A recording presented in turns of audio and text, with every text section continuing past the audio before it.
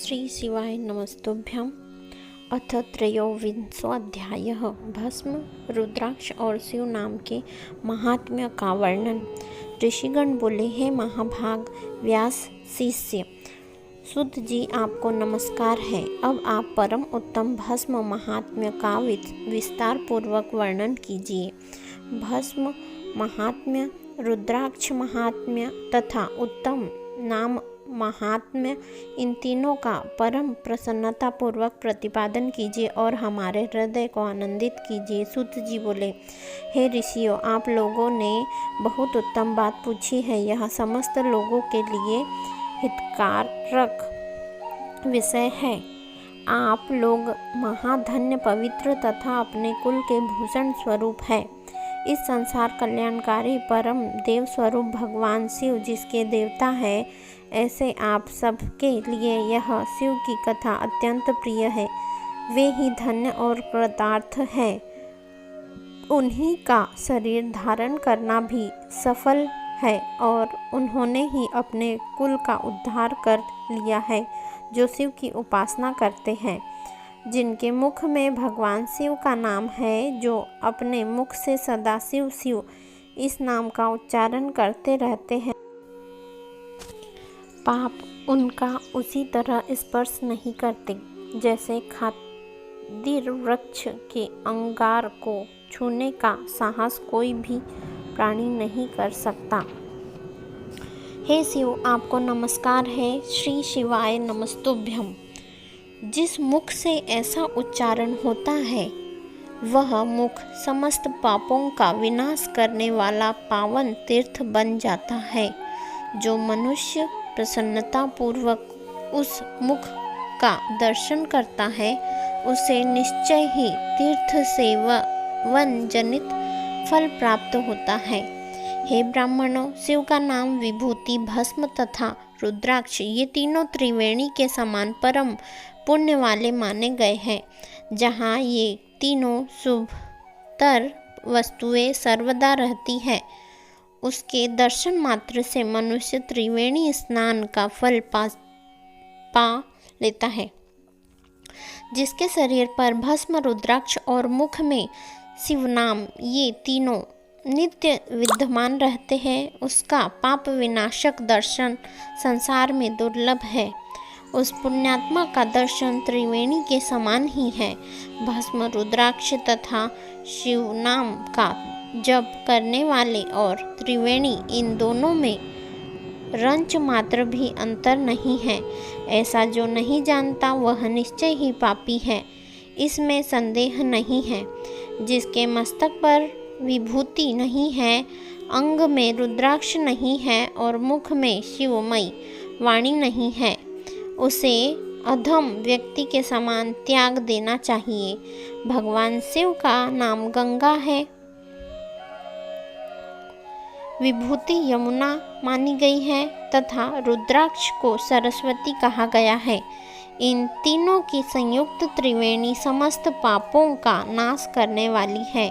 बहुत पहले की बात है, हितकारी ब्राह्मण ने जिसके शरीर में उक्त ये तीनों त्रिपुंड, रुद्राक्ष और शिवनाम संयुक्त रूप से विद्यमान थे, उनके फल को तुला के पलड़े में एक ओर रखकर त्रिवेणी में स्नान करने से उत्पन्न फल को दूसरी ओर के पलड़े में रखा और तुलना की तो दोनों बराबर ही उतरे।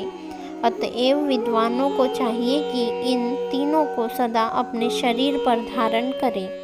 उसी दिन से ब्रह्मा, विष्णु आदि देव भी दर्शन मात्र से पापों को नष्ट कर देने वाले इन तीनों रुद्राक्ष, विभूति और शिव नाम को धारण करने लगी। ऋषिगण बोले, हे सुव्रत, भस्म, रुद्राक्ष और शिव नाम, इन तीनों को धारण करने से इस प्रकार उत्पन्न होने वाले फल का वर्णन तो आपने कह दिया है, किंतु अब आप विशेष रूप से उनके महात्म्य का वर्णन करें। सूत जी बोले, ज्ञानियों में श्रेष्ठ हे प्राज्ञ, हे शिवभक्त ऋषियों और विप्रो, आप सब सद्शक्ति तथा आदरपूर्वक उक्त भस्म, रुद्राक्ष और शिव नाम इन तीनों का महात्म्य सुने। शास्त्रों, पुराणों और श्रुतियों में भी इसका महात्म्य अत्यंत गूढ़ कहा गया है। हे विप्रो, आप सबके स्नेहवश इस समय मैं उस रहस्यों को खोलकर प्रकाशित करने जा रहा हूँ। हे श्रेष्ठ ब्राह्मणों, इन तीनों की महिमा को सद्विलक्षण भगवान महेश्वर के बिना दूसरा कौन भलीभांति जान सकता है। इस ब्रह्मांड में जो कुछ है वह सब तो केवल महेश्वर ही जानते हैं।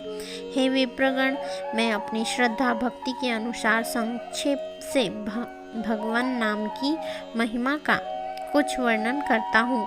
आप सब लोग प्रेम पूर्वक उसे सुने। यह नाम महात्म्य समस्त पापों को हर लेने वाला सर्वोत्तम साधन है। शिव इस नाम रूपी दावानल से महान पातक रूपी पर्वत अनायास ही भस्म हो जाता है। यह सत्य है, इसमें संशय नहीं है। हे शौनक, पाप मूलक जो नाना प्रकार के दुख है वे एकमात्र शिव नाम, भगवान नाम से ही नष्ट होने वाले हैं। दूसरे साधनों से संपूर्ण यत्न करने पर भी पूर्णतया नष्ट नहीं होते हैं। जो मनुष्य इस भूतल पर सदा भगवान शिव के नामों के जप में ही लगा हुआ है वह वेदों का ज्ञाता है, वह पुण्यात्मा है, वह धन्यवाद का पात्र है तथा वह विद्वान माना गया है। हे मुने, जिनका शिवनाम जप में विश्वास है उनके द्वारा आचरित नाना प्रकार के धर्म तत्काल फल देने के लिए उत्सुक हो जाते हैं। हे महर्षि, भगवान शिव के नाम से जितने पाप नष्ट होते हैं उतने पाप मनुष्य इस भूतल पर कर ही नहीं सकता। हे मुने, ब्रह्म हत्या जैसे पापों की समस्त अपरिमित राशियाँ शिवनाम लेने से शीघ्र ही नष्ट हो जाती है।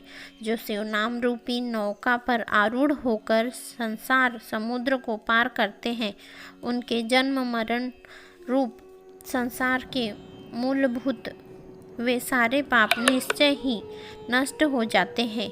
हे महामुने, संसार के मूलभूत पातक रूपी वृक्ष का शिवनाम रूपी कुठार से निश्चय ही नाश हो जाता है।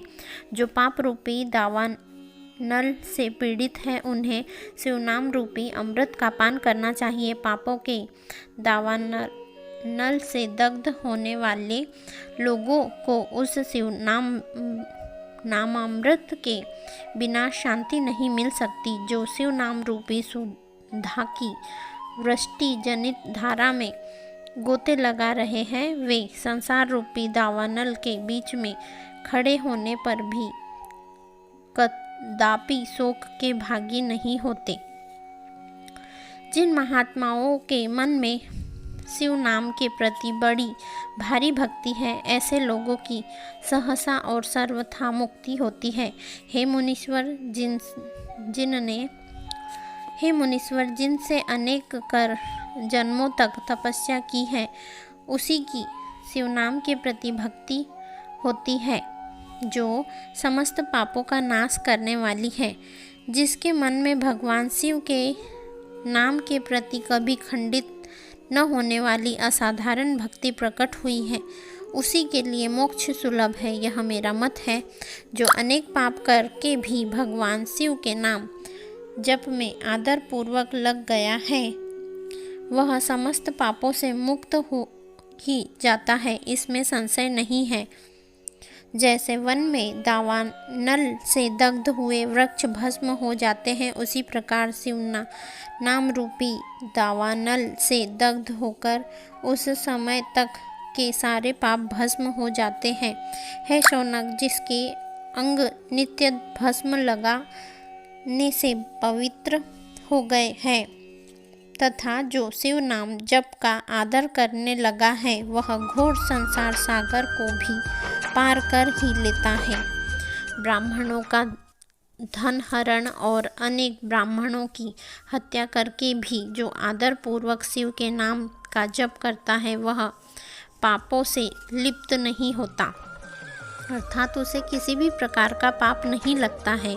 संपूर्ण वेदों का अवलोकन करके पूर्ववर्ती महर्षियों ने यही निश्चय किया है कि भगवान शिव के नाम का जप संसार सागर को पार करने के लिए सर्वोत्तम उपाय है।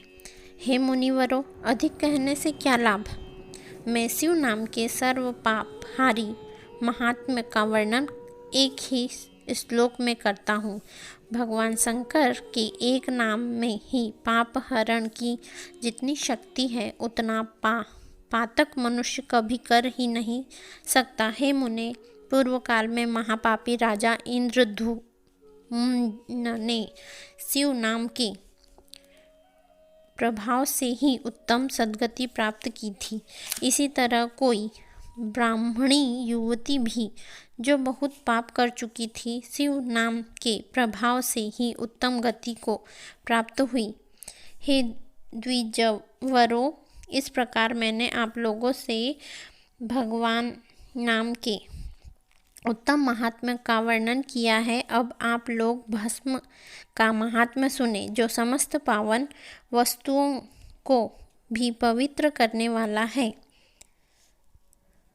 इस प्रकार श्री शिव महापुराण में प्रथम विद्वेश्वर संहिता के साध्य साधन खंड में शिव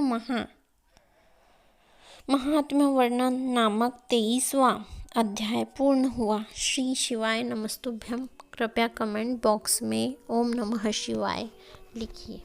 धन्यवाद।